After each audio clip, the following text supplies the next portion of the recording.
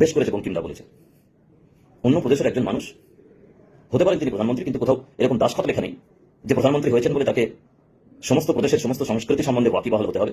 চেষ্টা করেন তিনি ওয়াকিবহাল হওয়ার। ভারতবর্ষে এত প্রদেশ আছে, এত সংস্কৃতি আছে, এত ভাষা আছে, সমস্ত কিছু সম্বন্ধে তিনি ওয়াকিবহাল থাকবার চেষ্টা করেন। কিন্তু দাদা বলার মধ্যে কোনো অপমানসূচক কিছু নেই।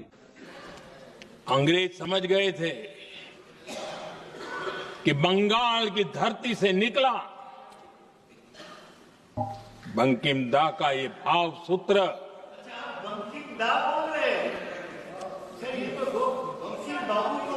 बंकिम बाबू बोले। अच्छा, thank you thank you thank you thank you thank you आपकी भावनाओं के लिए मैं आदर करता हूं। बंकिम बाबू ने थैंक यू दादा, थैंक यू। हाँ, आपको तो दादा कह सकता हूं ना, वरना उसमें भी आपको इतराज हो जाएगा। बंकिम बाबू ने ये जो भाव विश्व तैयार किया था, उनके भाव गीत के द्वारा उन्होंने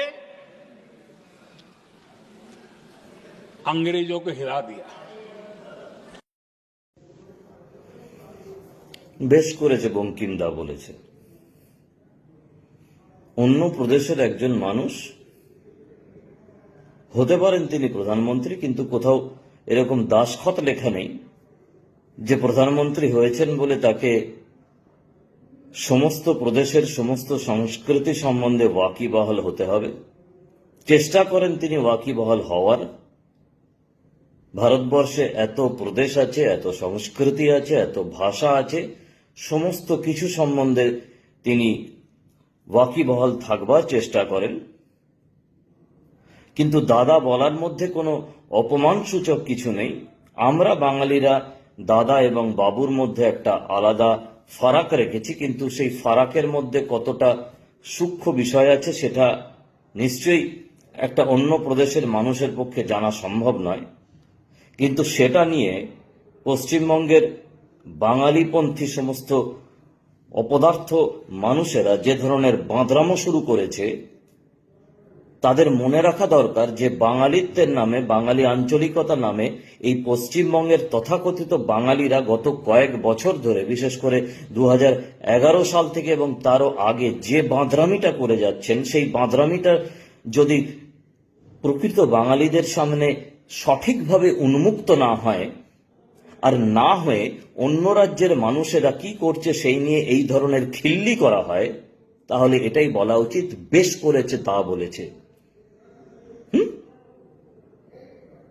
আপনারা কি করেন? আপনারা যখন সিধু কানু আর ডহর দা বলেন এবং সেটা দিনের পর দিন বলে যান, রাজ্যের মুখ্যমন্ত্রী যিনি বাঙালি অস্মিতা, বাঙালি জাতীয়তাবাদ, বাঙালি আঞ্চলিকতাবাদের প্রবক্তা, তিনি ডহর দা বলে যান একজন নিম্ন স্তরের অশিক্ষিত হিসাবে, তখন মনে পড়ে না সিধু কানু ডহর দা?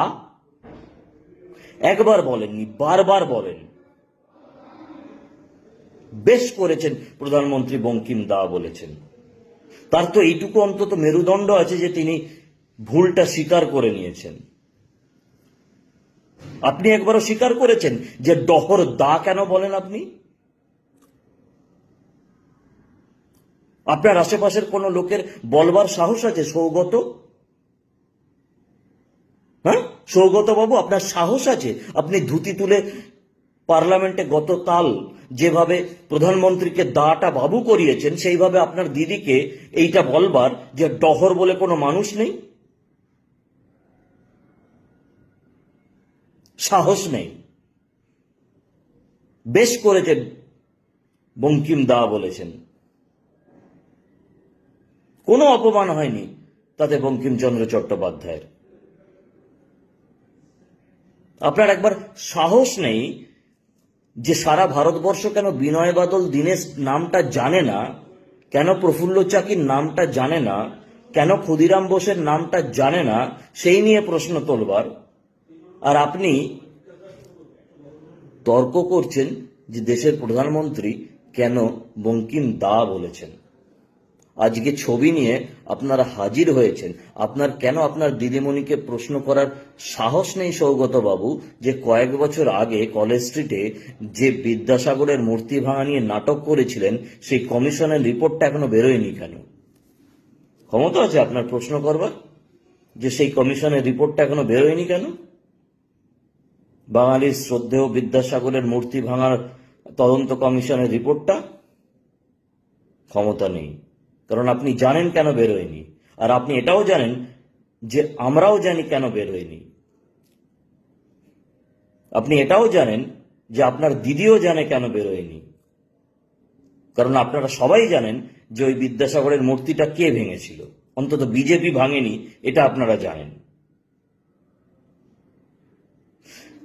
দিনের পর দিন যখন আপনার এই দিদিমণি, যিনি বাঙালি অস্মিতা, বাঙালি আঞ্চলিকতাবাদ, বাঙালি জাতীয়তাবাদের প্রবক্তা, তিনি রবীন্দ্রনাথকে দিয়ে মহাত্মা গান্ধীকে লেবুর জল খাওয়াচ্ছেন, তখন আপনার বলার ক্ষমতা নেই।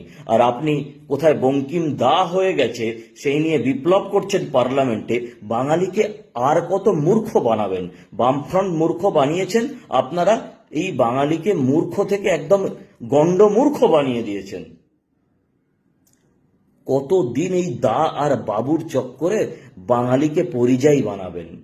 সে মাটি কাটা পরিযায়ী হোক আর সে কম্পিউটার পরিযায়ী হোক, আপনারা ওই বিধায়ক, পঞ্চায়েতের মেম্বার অথবা পার্লামেন্টের মেম্বার হয়ে ভালোই কামাচ্ছেন, কিন্তু বাঙালি তো পরিযায়ী হচ্ছে। তাই বেশ করেছেন, দা বলেছেন। নমস্কার।